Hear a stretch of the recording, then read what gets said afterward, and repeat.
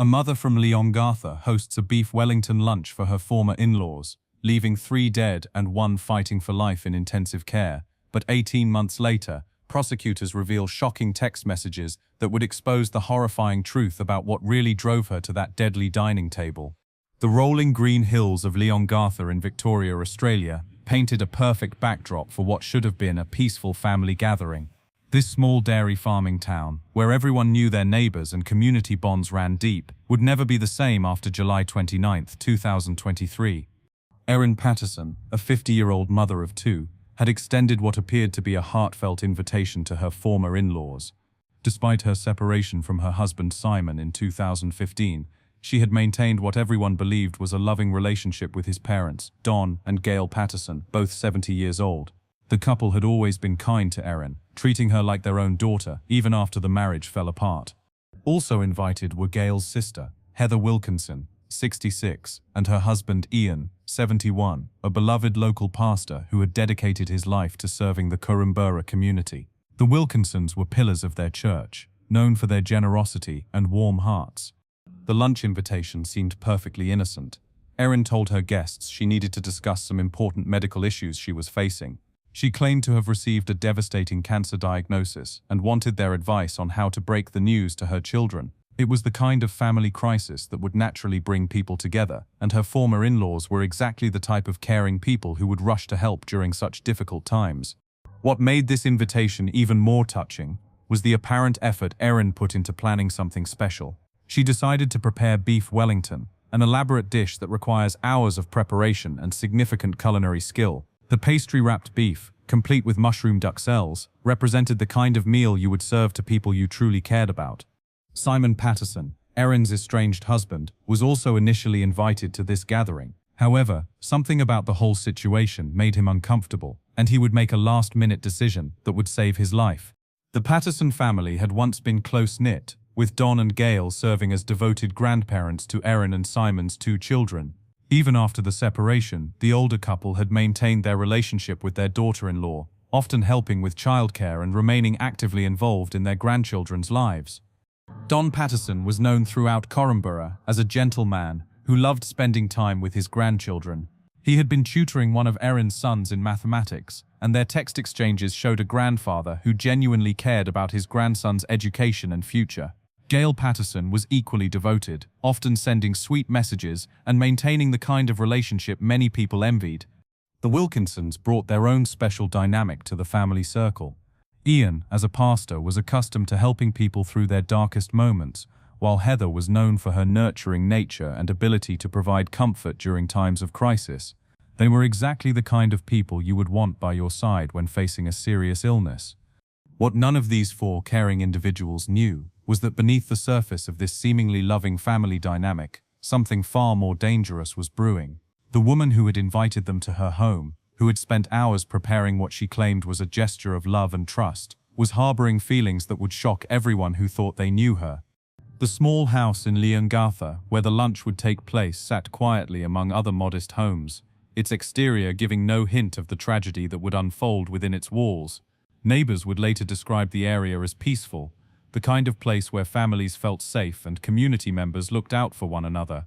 As the morning of July 29th dawned, Erin Patterson began her preparations for what she claimed would be a special meal shared with people she loved.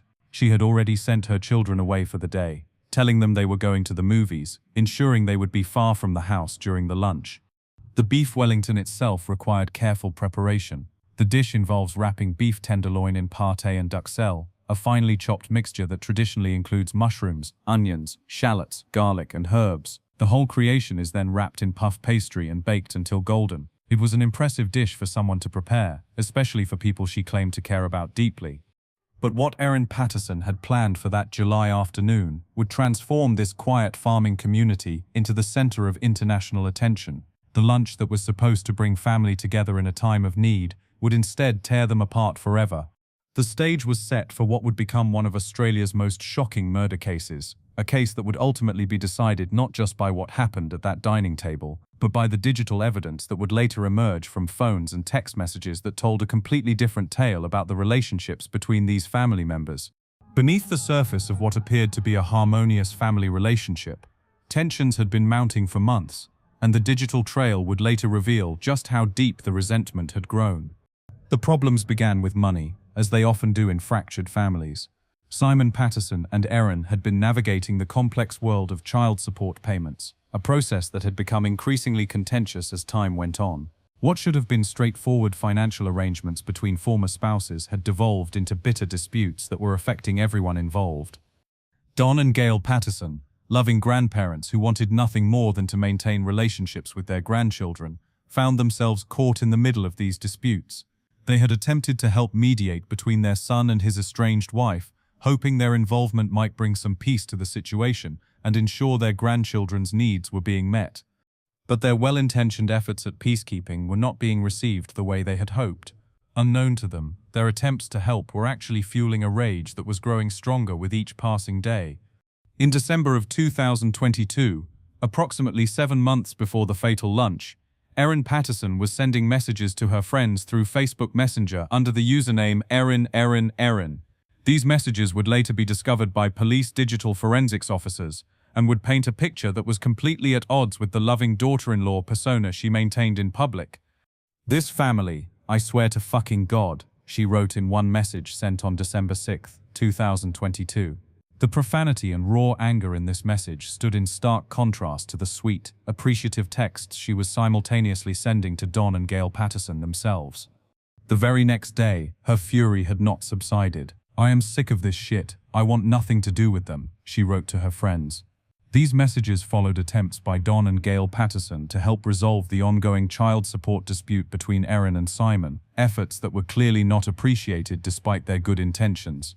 The disconnect between her public face and private feelings was becoming more apparent with each message. While she was telling her friends she wanted nothing to do with the Patterson family, she was continuing to maintain warm relationships with them directly, accepting their help with childcare, and even expressing gratitude for their presence in her children's lives. In another revealing message, Erin expressed her reluctance to even read communications from Simon or his parents. "Simon's will be horrible, gaslighting and abusive, and it will ruin my day, and his parents will be more weasel words," she told her friends. The language she used to describe people who were genuinely trying to help her was vicious and personal. Yet just months earlier, in May of 2022, she had been exchanging Mother's Day messages with Gail Patterson that could not have seemed more genuine and loving. "Happy Mother's Day, Erin. May God bless you. Love, Don and Gail," Gail had written to her former daughter-in-law. Erin's response appeared heartfelt and sincere. "Thanks, Gail. Happy Mother's Day to the best mum-in-law anyone could ever ask for."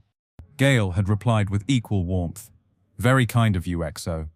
These exchanges showed a relationship that seemed built on mutual respect and genuine affection.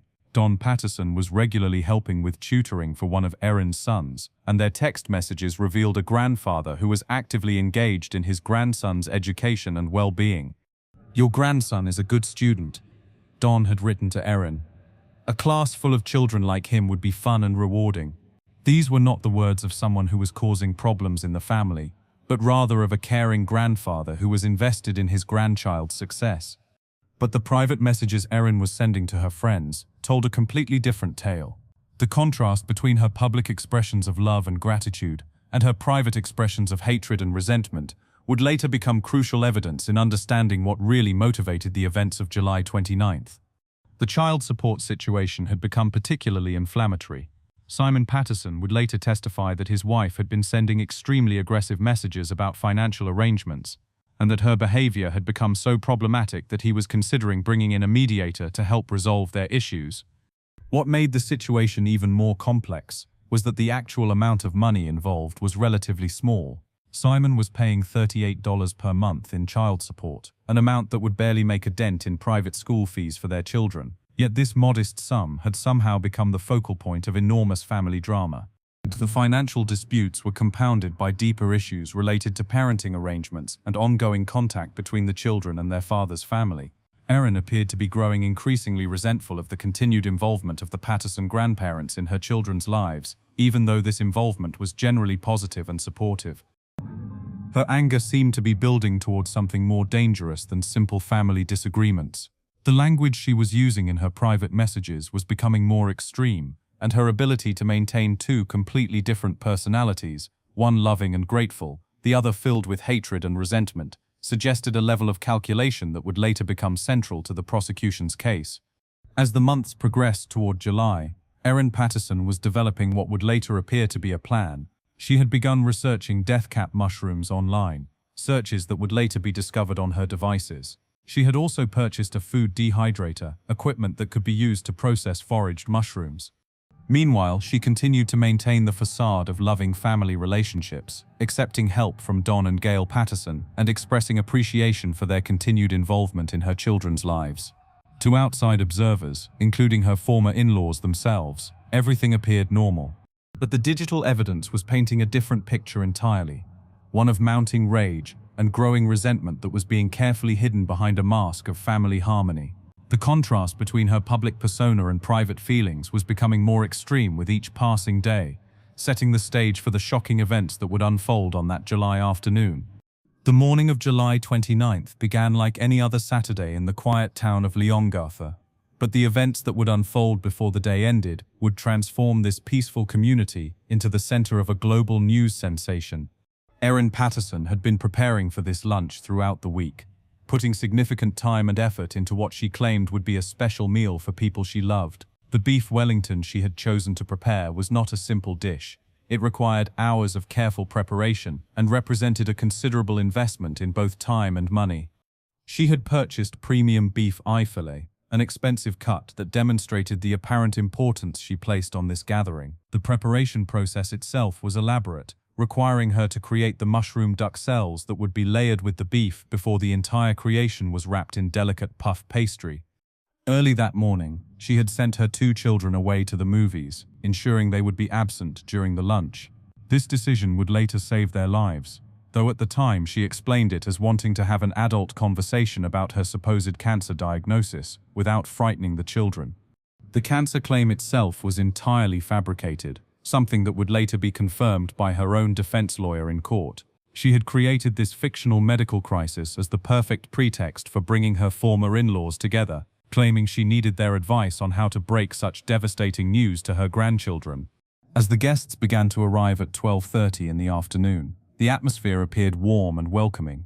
Don and Gail Patterson arrived punctually, as they always did, bringing with them the kind of caring energy that had made them beloved grandparents. They were followed by Heather and Ian Wilkinson, who had driven from Corumburra to support what they believed was a family member facing a serious health crisis. But one invited guest was notably absent.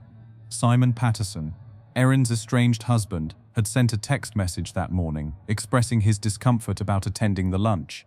His message would later be seen as remarkably prescient, though at the time, it simply seemed like another example of the ongoing tensions between the former couple. "Sorry, I feel too uncomfortable about coming to lunch with you, Mum, Dad, Heather and Ian tomorrow, but I'm happy to talk about your health and implications of that at another time," Simon had written. "If you would like to discuss on the phone, just let me know." His decision to stay away was based on instinct rather than any specific knowledge of danger, but it would prove to be a life-saving choice. The discomfort he felt about the gathering was enough to keep him away from what would become a deadly dining table.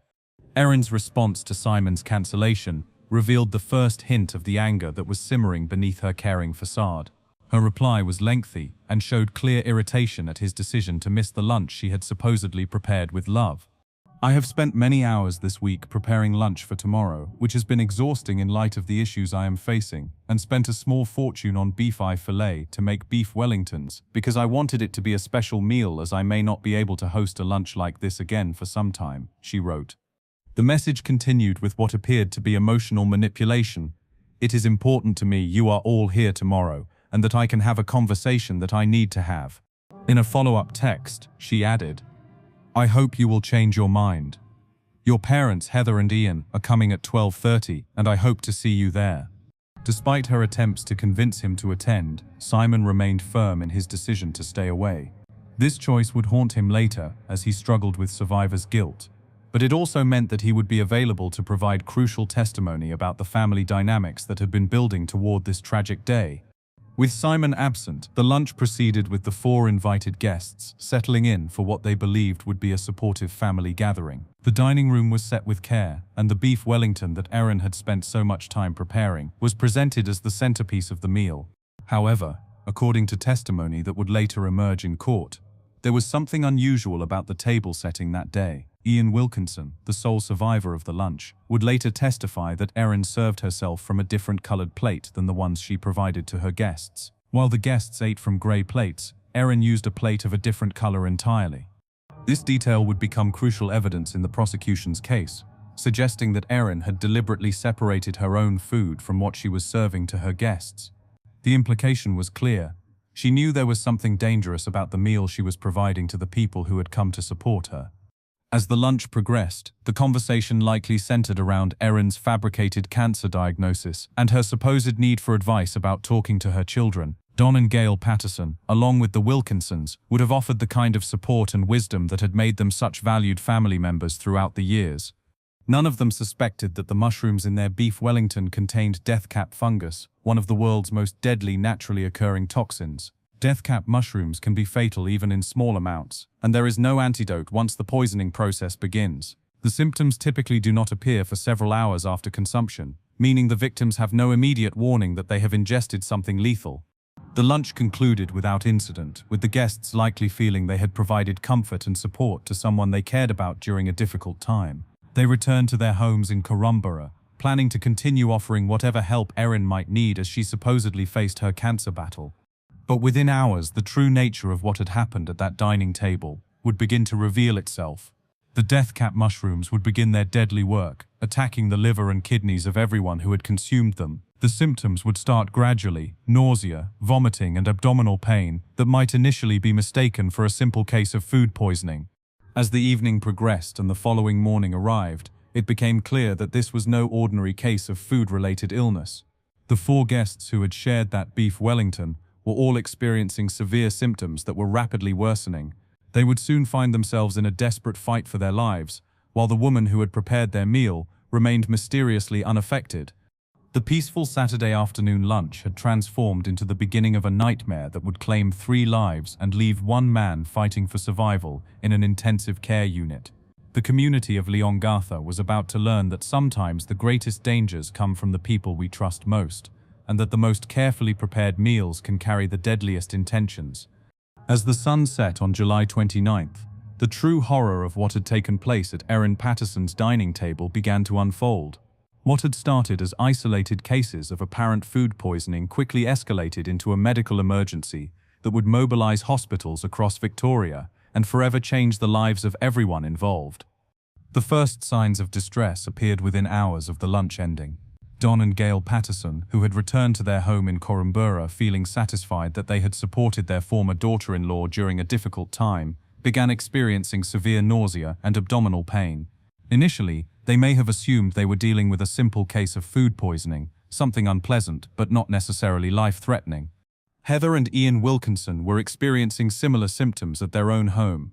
As a pastor, Ian was accustomed to caring for others during times of crisis, but now he found himself and his beloved wife facing a medical emergency that neither of them understood. The pain was intense and getting worse, far beyond what anyone would expect from ordinary food-related illness.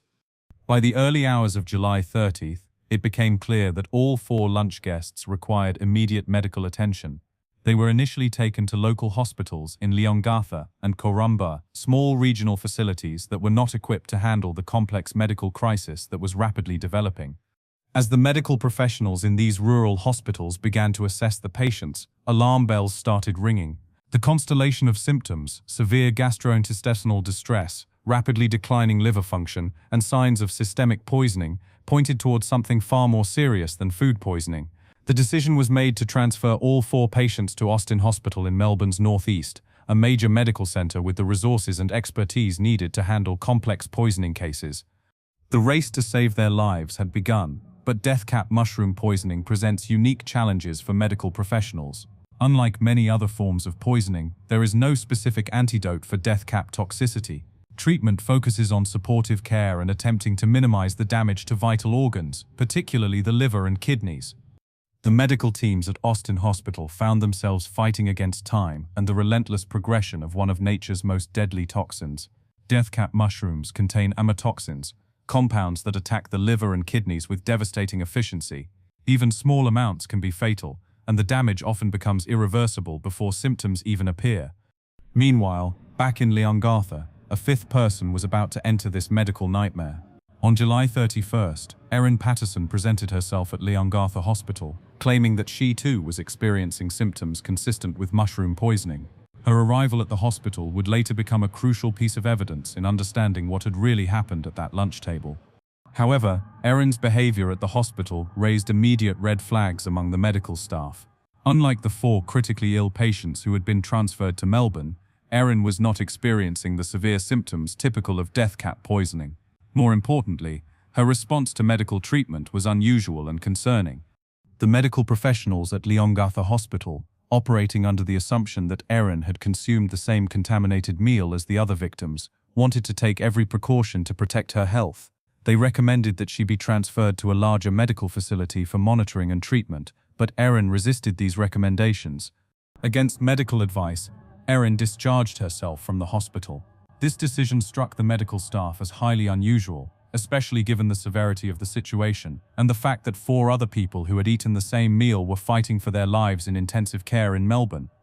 Her behavior became even more concerning when medical professionals tried to convince her to bring her children in for evaluation. Since it was believed that the family had consumed leftovers from the same meal, the children were potentially at risk of death cap poisoning as well.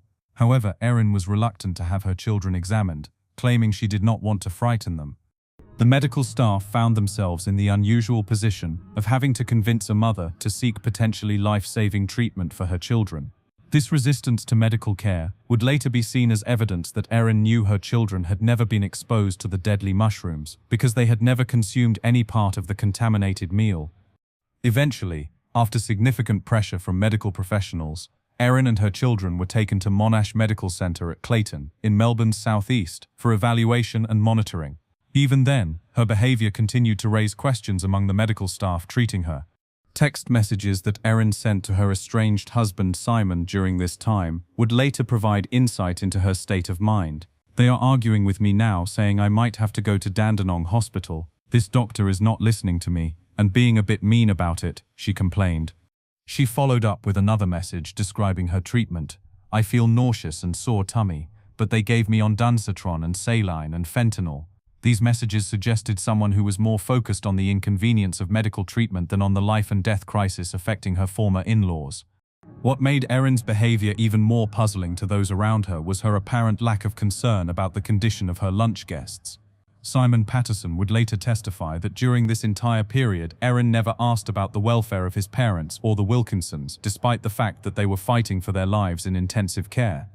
"It intrigued me that she never actually asked," Simon would tell the court. "We did not have that conversation, I think, at any time." This lack of concern for people she claimed to love was particularly striking, given that she knew they were critically ill from consuming a meal she had prepared. As the days passed, the situation at Austin Hospital became increasingly desperate. Despite the best efforts of the medical teams, the death cap poisoning was taking its toll on the victims' organs.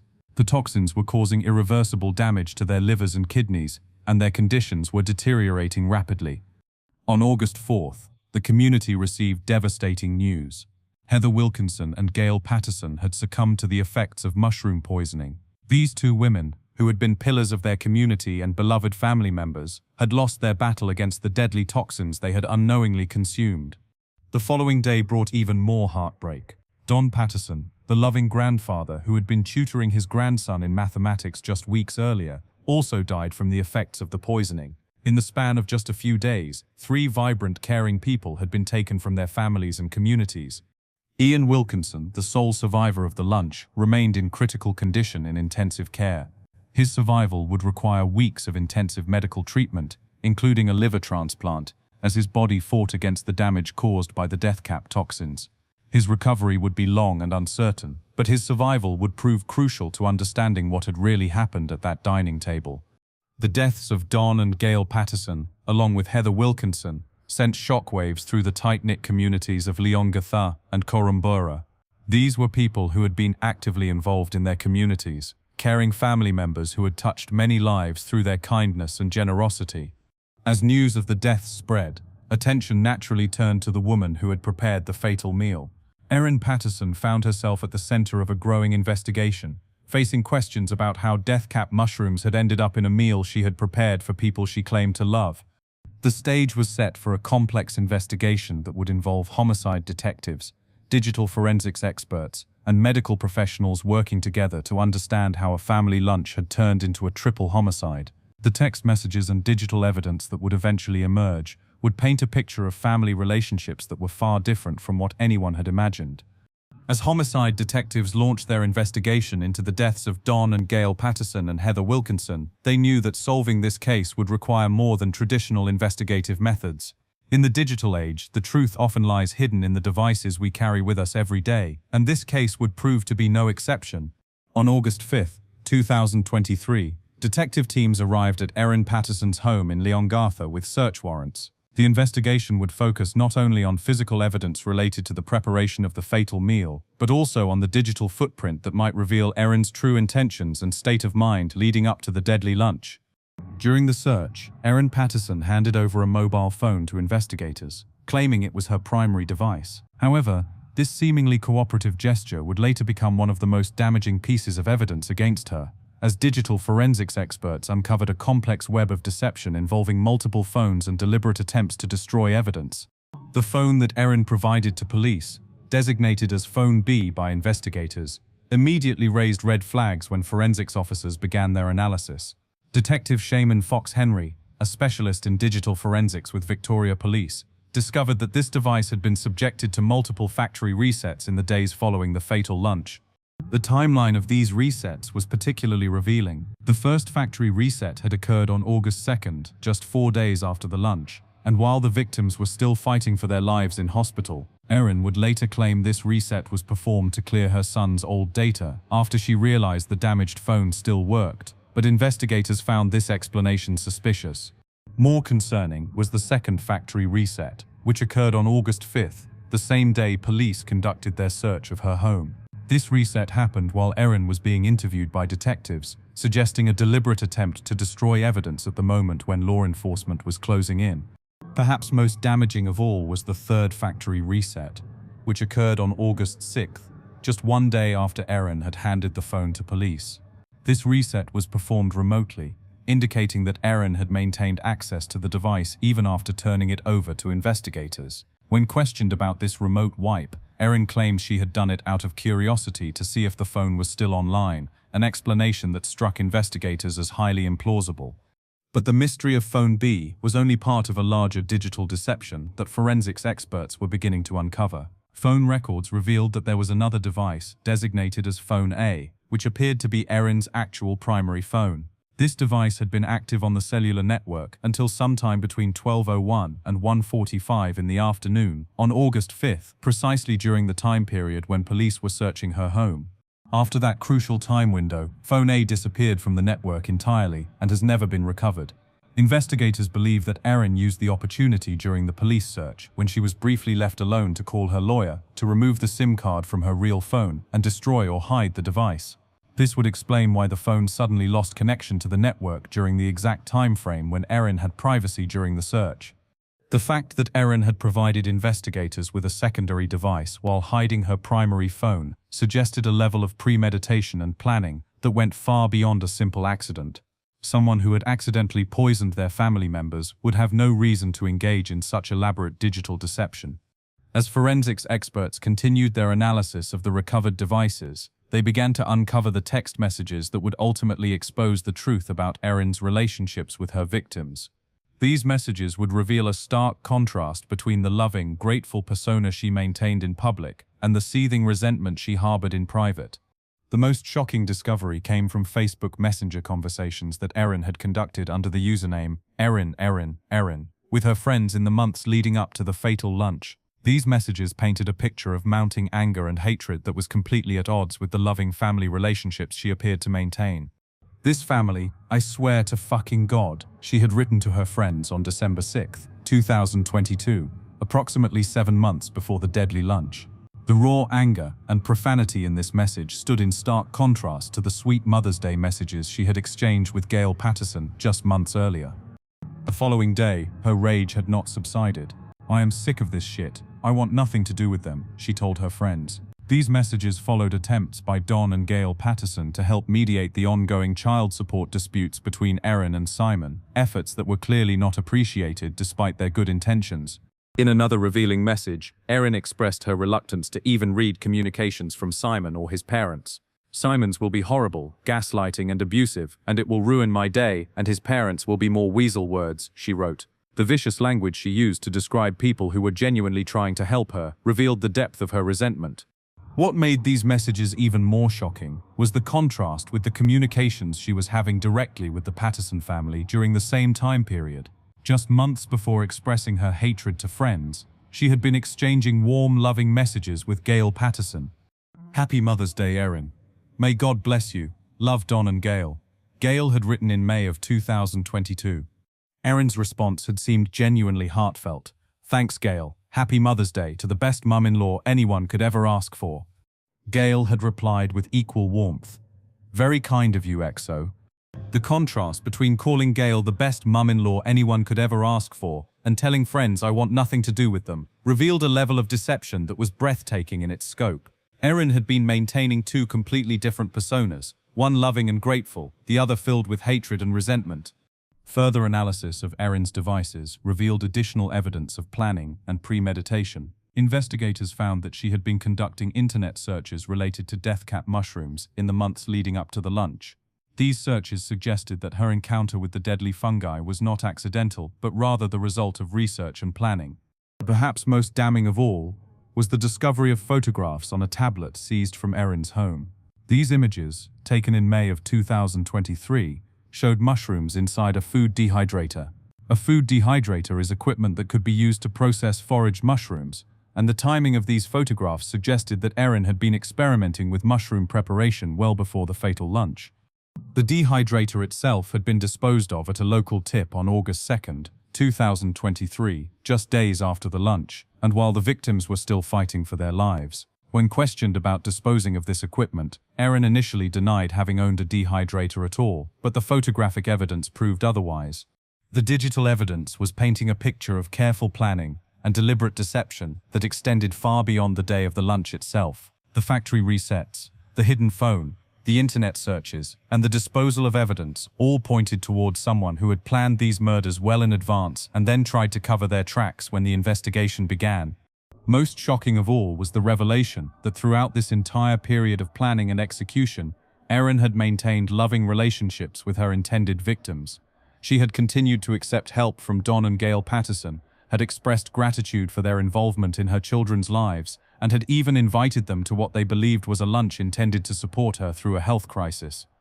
The text messages revealed the true motivation behind the murders, not a sudden burst of anger or a moment of temporary insanity, but a cold, calculated plan born from months of resentment and hatred that had been carefully hidden behind a facade of family love and gratitude. When Erin Patterson's murder trial commenced on April 29, 2025, at the Supreme Court in Morwell, Victoria, the world was watching. The case had captured international attention, not just because of the unusual murder weapon, death cap mushrooms hidden in a beef Wellington, but because of the shocking contrast between the loving family relationships that appeared to exist and the digital evidence suggesting something far more sinister. Crown Prosecutor Dr. Nanette Rogers opened the case for the prosecution with a clear and devastating argument. Erin Patterson had deliberately and methodically planned the murders of 3 people who trusted her completely. The evidence would show that this was not a tragic accident, as the defense claimed, but a carefully orchestrated plan motivated by hatred and resentment that had been building for months. Dr. Rogers outlined the prosecution's case with precision, highlighting the key pieces of evidence that would prove Erin's guilt beyond reasonable doubt. The internet searches for death cap mushrooms, the purchase and subsequent disposal of the food dehydrator, the multiple phone resets, and most damaging of all, the text messages that revealed her true feelings about the people she would eventually kill. The defendant maintained loving relationships with her victims right up until the moment she served them their final meal, Dr. Rogers told the jury. But the digital evidence tells a different tale entirely. It reveals a woman consumed by hatred who was capable of the most extraordinary deception. The defense, led by Colin Mandy Senior Counsel, faced the challenging task of explaining away the mountain of digital evidence, while maintaining that the deaths were the result of a tragic accident. Mr. Mandy argued that Erin Patterson had been foraging for mushrooms, and had accidentally included deathcap fungi among the edible varieties she collected. What happened was a tragedy, a terrible accident. Mr. Mandy told the jury. Mrs. Patterson did not intend to hurt anyone. She loved these people and would never have deliberately harmed them.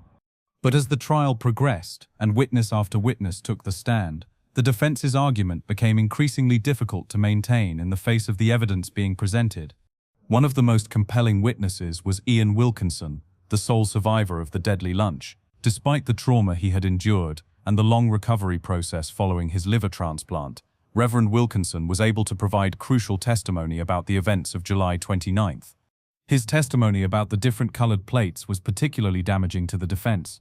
Wilkinson clearly recalled that while all the guests ate from gray plates, Erin served herself from a plate of a different color. This suggested that she had deliberately separated her own food from what she was serving to her guests, behavior that was inconsistent with an accidental poisoning. I remember it clearly, Wilkinson testified. We all had gray plates, but Erin's plate was different. It stood out to me at the time, though I did not think anything of it until later. Under cross-examination, Mr. Mandy challenged Wilkinson's recollection, suggesting that the trauma and medical treatment he had endured might have affected his memory. But Wilkinson remained firm in his testimony, stating that he was certain about what he had observed that day. When Simon Patterson took the witness stand, his testimony provided crucial insight into the deteriorating relationship between Erin and his family in the months leading up to the murders. He described how Erin had become increasingly aggressive in her communications, particularly around issues related to child support and custody arrangements. She was sending inflammatory messages to our family group chat, Simon testified. Her behavior was becoming extremely aggressive, and I was starting to think we needed to bring in a mediator to help resolve our issues. Simon's decision not to attend the lunch on July 29th took on new significance in light of the trial testimony. His instinctive discomfort with the gathering had saved his life, though he struggled with survivor's guilt, knowing that his parents and the Wilkinsons had died after eating a meal he had been invited to share. The text message exchange between Simon and Erin on the morning of the lunch provided additional evidence of her state of mind. Her response to his cancellation revealed irritation and manipulation, as she emphasized how much time and money she had spent preparing the meal and how important it was for everyone to be there. I have spent many hours this week preparing lunch for tomorrow, which has been exhausting in light of the issues I am facing, she had written, using her fabricated cancer diagnosis to try to guilt Simon into attending. When pressed about whether Erin had asked about his parents' condition after they became ill, Simon's answer was particularly damaging. It intrigued me that she never actually asked. We did not have that conversation, I think, at any time. This lack of concern for people she claimed to love was consistent with the prosecution's argument that Erin had deliberately poisoned them and therefore knew exactly what was happening to them. Digital forensics expert, Detective Sherman Fox Henry, provided some of the most technical but crucial testimony in the trial. His analysis of Erin's devices revealed the complex deception involving multiple phones and the deliberate destruction of evidence. Fox Henry walked the jury through the timeline of phone resets and explained how the sudden disconnection of phone A during the police search suggested deliberate evidence destruction. His testimony about the Facebook Messenger conversations was particularly devastating, as it revealed the stark contrast between Erin's public persona and her private hatred. The defendant was living a double life, Fox Henry explained to the jury. The loving messages to her in-laws and the hateful messages to her friends were being sent during the same time period. This level of deception requires planning and calculation. The prosecution also presented evidence about Erin's internet searches and the photographs of mushrooms in the food dehydrator. These pieces of evidence suggested that her encounter with deathcap mushrooms was not accidental, but rather the result of research and experimentation. When the prosecution rested its case, the defense faced the difficult task of explaining away evidence that seemed to point conclusively toward premeditated murder.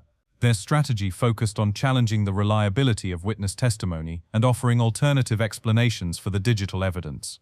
Regarding the phone resets, the defense argued that Erin had panicked when she realized she was under investigation and had made poor decisions about destroying evidence, but that this panic was consistent with someone who was innocent but afraid of being blamed for an accident. For the text messages expressing hatred toward the Patterson family, the defense suggested that these were simply examples of family conflict that had been taken out of context. Many families, they argued, experience periods of tension and resentment without anyone resorting to murder. But perhaps most importantly, the defense called Erin Patterson herself to testify in her own defense. This decision was risky, as it opened her up to cross-examination by the prosecution, but it was necessary to humanize her and allow the jury to hear her side of the events. Erin's testimony was emotional and at times compelling. She spoke about her love for Don and Gail Patterson, describing them as the only family she had and expressing genuine grief over their deaths. She insisted that she would never have harmed them intentionally and that their deaths had devastated her. However, under cross-examination by Dr. Rogers, Erin's testimony began to unravel. The prosecutor methodically went through each piece of evidence, forcing Erin to provide explanations that often seemed implausible or inconsistent with her earlier statements. When asked about the phone resets, Erin claimed they were the result of panic and poor decision-making, but Dr. Rogers pointed out that the timing and method of the resets suggested calculation rather than panic. Regarding the text messages expressing hatred toward her in-laws, Erin claimed that these were simply expressions of frustration during a difficult time, and that they did not represent her true feelings. But Dr. Rogers highlighted the contrast between these messages and her simultaneous expressions of love and gratitude to the same people. Most damaging of all was Erin's inability to provide a convincing explanation for how deathcap mushrooms had ended up in her beef Wellington. Her claims about foraging for mushrooms and accidentally including deadly varieties seemed increasingly implausible when compared to the evidence of internet searches and the food dehydrator photographs. As the trial drew to a close, both sides presented their final arguments to the jury. The prosecution emphasized the overwhelming digital evidence and the pattern of deception that revealed Erin's true intentions. The defense made one final plea for the jury to consider that the deaths might have been the result of a tragic accident rather than deliberate murder. But after weeks of testimony and evidence, the case against Erin Patterson seemed overwhelming. The contrast between her loving public persona and her private hatred, combined with the digital evidence of planning and the subsequent attempts to destroy evidence, painted a picture of a woman who had committed one of the most calculated and cold-blooded murders in Australian criminal history. As the Erin Patterson trial reached its conclusion in June of 2025, the world had witnessed one of the most shocking cases of family betrayal in modern criminal history. The jury's verdict would bring some measure of justice for Don and Gail Patterson and Heather Wilkinson, but the impact of this case extends far beyond the courtroom walls. The most remarkable aspect of this entire tragedy is the incredible survival and recovery of Ian Wilkinson. After consuming the same deadly meal that killed 3 other people, Reverend Wilkinson spent weeks fighting for his life in intensive care. His survival required a liver transplant and months of recovery, but his determination to live and his eventual return to health stands as a testament to the power of human resilience. Ian's recovery was nothing short of miraculous. Deathcap mushroom poisoning has an extremely high fatality rate, and the fact that he survived when 3 others did not speaks to both the quality of medical care he received and his own incredible strength. His survival also proved crucial to the prosecution's case, as his testimony about the different colored plates provided key evidence about Erin's premeditation. On September 23, 2023, Ian Wilkinson was finally released from hospital after his lengthy battle with the effects of mushroom poisoning. His return to his community in Korumburra was met with celebration and relief from parishioners and friends who had been praying for his recovery throughout his ordeal. Despite losing his beloved wife Heather in this senseless tragedy, Ian chose to focus on rebuilding his life and continuing his ministry. His response to this unimaginable loss demonstrates the kind of grace and forgiveness that defines true spiritual leadership. Rather than being consumed by anger or hatred, he has channeled his experience into helping others deal with grief and trauma. The case has revealed important lessons about the hidden dangers that can exist within families and the warning signs that might indicate when someone is planning violence against their loved ones. The contrast between Erin Patterson's public persona and her private digital communications serves as a stark reminder that we may not truly know the people closest to us. One of the most crucial lessons from this case involves the importance of digital evidence in modern investigations. The text messages that revealed Erin's true feelings about her victims were the key to understanding her motivation and proving her guilt. In an age where we conduct so much of our communication through digital devices, law enforcement has powerful new tools for uncovering the truth about criminal behavior. The case also highlights the particular vulnerability of older adults who may trust family members implicitly. Don and Gail Patterson, along with Heather Wilkinson, never suspected that someone they loved and trusted could harbor such deadly intentions toward them. Their willingness to help and support Erin during what they believed was a health crisis made them perfect victims for her calculated plan. For families dealing with divorce and custody disputes, this case serves as a warning about the importance of recognizing when conflicts are escalating beyond normal disagreements. The child support disputes that seemed to fuel Erin's resentment were relatively minor in financial terms, but they became the focal point for much deeper anger and hatred. Mental health professionals point to this case as an example of how some individuals can maintain completely different personalities in public and private settings. Erin's ability to express love and gratitude to her victims while simultaneously planning their deaths reveals a level of psychological compartmentalization that is both fascinating and terrifying. The impact on the communities of Leongatha and Korumburra cannot be overstated. These small, tight-knit towns where everyone knows their neighbors have been forced to confront the reality that one of their own was capable of such calculated evil.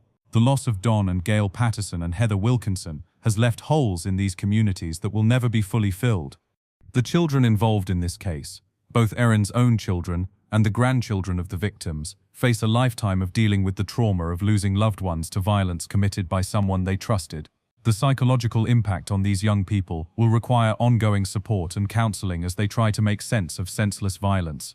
From a legal perspective, this case has reinforced the importance of digital forensics in modern criminal investigations. The ability of investigators to recover deleted messages and track phone usage patterns was crucial to building the case against Erin Patterson. As technology continues to evolve, law enforcement agencies will need to stay current with digital investigation techniques to solve complex crimes. The case has also raised questions about mental health screening and intervention. While Erin Patterson showed no obvious signs of mental illness, her ability to maintain such different personalities and plan such elaborate deception suggests underlying psychological issues that might have been addressed with proper intervention. For the legal system, this case demonstrates the challenges of prosecuting crimes that involve family members and the importance of looking beyond surface relationships to understand true motivations. The loving messages between Erin and her victims could easily have been used to suggest that she would never harm them, but the digital evidence revealed a much more complex and sinister reality. Perhaps most importantly, this case serves as a reminder that recovery and resilience are possible, even after unimaginable trauma. Ian Wilkinson's survival and recovery, his ability to continue his ministry and help others despite his own losses, shows that human beings have remarkable capacity to overcome even the most devastating experiences. The legacy of Don and Gail Patterson and Heather Wilkinson lives on through the many people whose lives they touched during their years of service to their communities. Their deaths were senseless and tragic, but their memory continues to inspire others to live with the same kindness and generosity that defined their lives. As families around the world follow this case, it serves as both a warning about hidden dangers and an inspiration about the power of truth to emerge even in the face of elaborate deception. The digital evidence that revealed Erin Patterson's true intentions reminds us that in the modern age, the truth has a way of surfacing no matter how carefully someone tries to hide it. The investigation and trial of Erin Patterson will undoubtedly influence how law enforcement approaches similar cases in the future, and how families recognize and respond to warning signs of escalating domestic violence. While this particular tragedy cannot be undone, the lessons learned from it may help prevent similar cases and protect other potential victims. Most importantly, this case reminds us that even in the darkest circumstances, human resilience and the pursuit of justice can prevail. Ian Wilkinson's survival, the dedicated work of investigators and prosecutors, and the courage of everyone who testified to ensure the truth emerged all contribute to a story that, while tragic, ultimately affirms our faith in the power of truth and justice to triumph over deception and evil. If you found this case as shocking as we did, make sure to subscribe to Criminal Mind Cortex for more incredible true crime investigations that will leave you questioning everything you thought you knew about the people around you. Hit that notification bell so you never miss our latest deep examinations into the most mind-bending cases from around the world, where digital evidence reveals the truth behind carefully constructed facades, and where survival against impossible odds reminds us of the incredible strength of the human spirit.